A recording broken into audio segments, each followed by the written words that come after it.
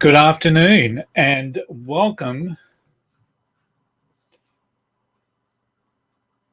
to Leading Through Distraction to Get Traction. So good afternoon.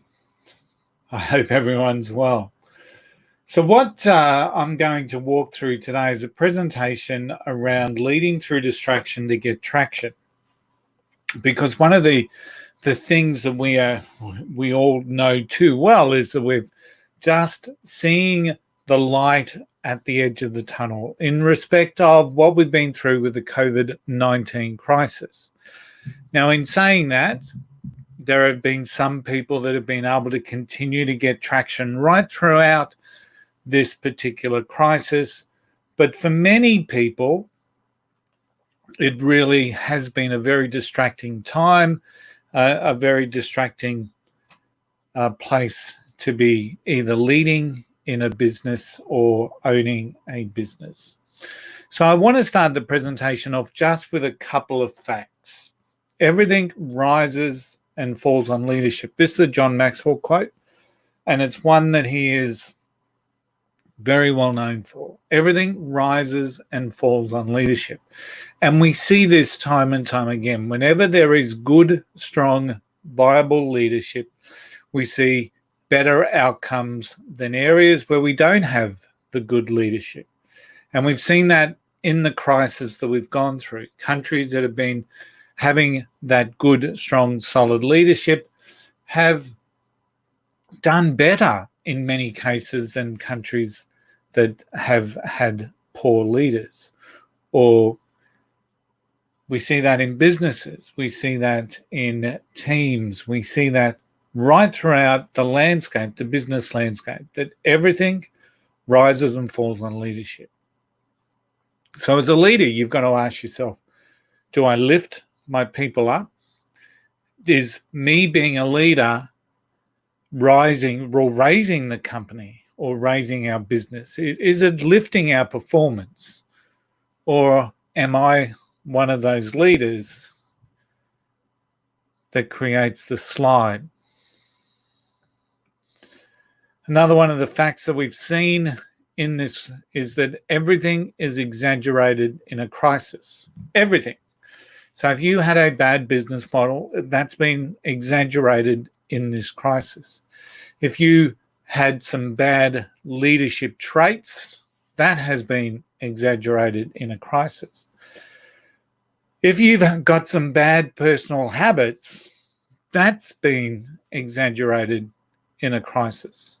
If you don't have a good, strong link to a purpose, a good, strong alignment to a vision, that's been exaggerated in the crisis.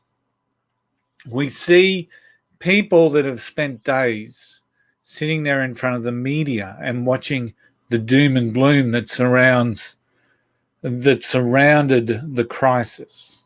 We see that because their tendency is to burrow down, and their tendencies are then exaggerated in a crisis. We see this. Everything is exaggerated in a crisis. And the final fact before we start moving into the presentation itself is the most difficult person to lead in leadership is yourself. So that slide's a little bit all over the place, but the most difficult person is always to lead yourself. So the most difficult thing in leadership is to lead yourself. And we see that. But we have leaders that tend to make excuses for themselves, that take the opportunity to give themselves a pass mark, to go through and to have strong empathy around the way that we're doing, that you personally may be dealing with the crisis, but maybe having less of a pass mark on what others are. So the ability for us to be disciplined, the ability for us to be committed, the ability for us to remain focused around what it is that we want to achieve, we've seen some real challenges with that throughout the COVID crisis. Now, a crisis is distracting. And when we're talking about our business or our career, things that distract us pull us away from what it is that we want to achieve. They take us further away from what it is that we want to achieve. We've got distraction, and they take us off course. Now, the funny thing is that when we're looking at, say, any sort of a racing or motor car racing or motor racing, people don't win races by driving around on the preferred driving line. Races are won or lost when we're off the line or when we've been knocked off the line. And so while a crisis is distracting, a crisis is going to take us off our preferred line. And for us to get back into what we may term as a new method of business is really, really important. A crisis is also distracting because it confuses our priorities and shifts our focus. So instead of having a focus that is driven around where our business is going or what it is that we want to achieve, it confuses our focus. And we start getting focused around things that don't add value to us or to our business. So a crisis is distracting. We know that. And the COVID crisis has been incredibly distracting as we've seen the impacts from an economic base coming through. Now, in many ways, the crisis itself, the COVID crisis, has been the perfect storm in relation to distraction. And when we talk about the perfect storm, we're talking about our minds wandering. Our mind wanders. So we start looking at some of those what-if scenarios. We start worrying about things because we start worrying about things because we're not certain of what is ultimately happening around us. We feel that we've lost control over who we are and what we do. So our mind starts to wander. We often get dragged into long journeys around negative thinking, a long process. We start focusing around the negative that's going on around us. And of course, all around us is uncertainty and anxiety. And we know that, and we're feeling that. And with that comes stress, and with that comes people that are dominated by their fears. So we have a huge level of uncertainty. And one of the key things that we know about how we work as a human being is the reality that we crave certainty and we crave control, or the feeling or the perception that we're in control.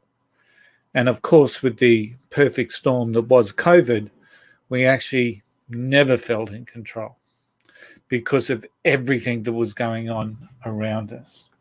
And ultimately, what we ended up with, it left people feeling that they were petrified, they were peed off, potentially they procrastinated in relation to what it is that they should be doing. And we also saw paranoia. And we've seen that through and through with the many conspiracy theories that popped through while the COVID crisis was going on. So because of that perfect storm of distraction, we found ourselves petrified, peed off, procrastinated, and paranoid. And really, that is not a good place to be, especially if you're sitting here in business wondering what this all meant for me. So when we talk about traction means almost the exact opposite of what distraction is. It means we're moving forward. It defines our progress. So getting traction around areas that we want to focus on provides that forward motion for our business, that ability for us to be able to sum up where we are and then to be able to take positive steps forward is all about what traction is. So as a leader, as a good leader, we work through our current reality, we define our current reality, but we look to that process of what it is that we need to be doing to move forward. And this is where we start talking about traction. So good leaders, what do good leaders do during distraction? They get rid of negative emotions. They're aware that it's negative. They have a process, a control mechanism within them that removes that negative emotions from what it is that they're feeling. And they say to themselves that fear will not dominate me. And we see this with our business leaders mostly. We see that with entrepreneurs. We see that all the time. Fear will not dominate me. And during a crisis and during distraction, it is what good leaders do. We get rid of negative emotions. We look for our positive outcomes, and we say to ourselves, fear will not dominate me. As a leader, there are 3 P's that count. There's people, and that needs to always be one of our number one priorities. Our number one priority is our people. Our number one focus is our people. How do we keep our team engaged during crisis is one of those great challenges that leaders face up to, lean into all the time. The second P that counts is all about purpose. What are we here for? What is your business for? What is the why behind your business? What is that purpose that holds you firm in your belief that your business will succeed? And the third P is perspective. Because if we choose our perspective, and if we choose the wrong perspective, that's when we get caught up going down the rabbit hole. That's when we get caught up sitting there watching the Trump news briefings every single day. It's about our perspective. And our perspective is what enables us to focus in and start to remove that distraction and focus in on traction. Because ultimately, it's how we view things is how we do things. Our perspective is what matters to us. It's how we see the world. It's our agreement with reality. It's all of these things that people talk about. It's the way that we view life. So if we look at the crisis in a negative concept, of course we're going to be distracted. Of course we're going to go down the rabbit hole. Of course we're going to go looking for someone to blame.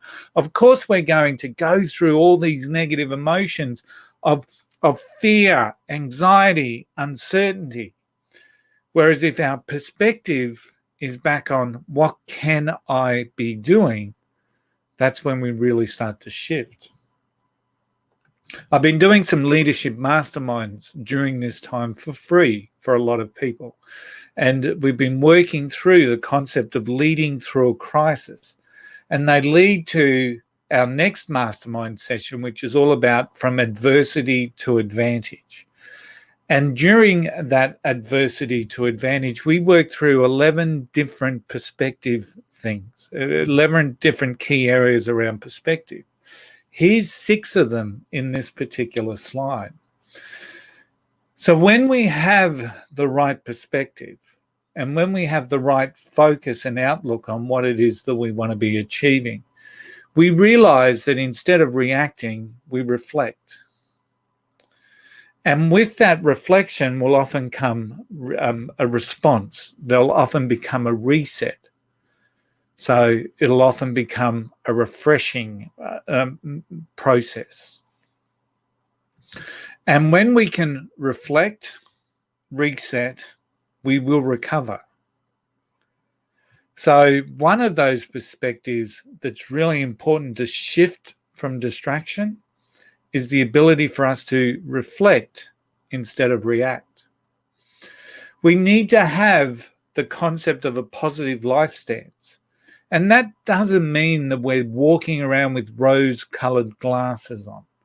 We're looking for the lessons. We're looking for the opportunities. We're looking for the growth. We're not snowing under that this crisis didn't happen. We're not looking around saying it's not as bad as what it seems. What we are looking for is how can I react to it? And I want to react to this or respond to this in a really positive way.